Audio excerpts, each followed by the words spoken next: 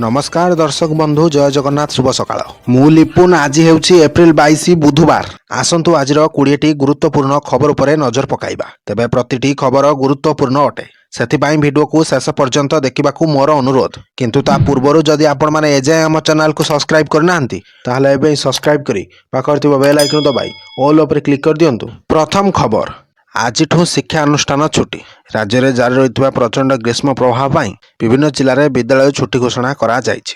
आगकू ताती बढ़िबा आशंका को दृष्टि रखी आज 12 जिले में शिक्षानुष्ठान बंद रहिबाकू निष्पत्ति निया जायछि। तेबे अधिकांश जिले में 23 तारिख पर्यंत शिक्षानुष्ठान गुड़िक छुट्टी करा जायथिबा बेले आउ किछि जिले में सामयिक भाव 21 ରୁ 22 तारिख पर्यंत स्कूल बंद रहिबो।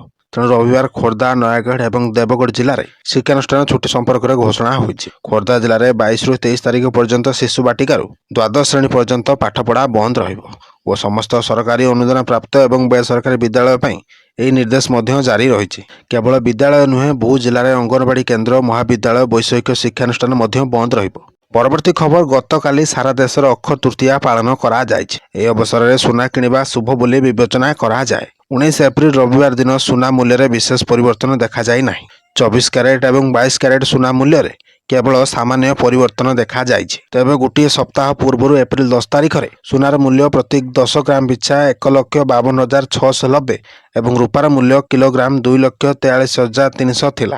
तेणु मात्र गोटे सप्ताह मध्य सुना प्राय 1,690 और रूपा मूल्य 14,779 वृद्धि पाई।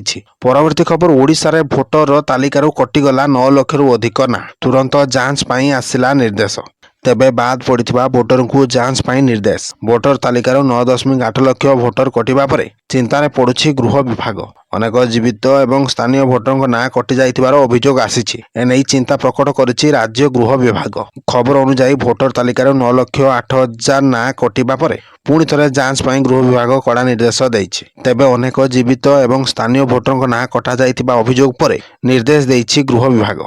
तेबे मृत भोटर ना पूर्ण जांच परे इलेक्टोराल रजिस्ट्रेशन ऑफिसर ईआरएम को निर्देश दिया जायछि। एनै परिवार लोक किंबा निकट संपर्कीय फॉर्म 7 दाखल करने को हेबो।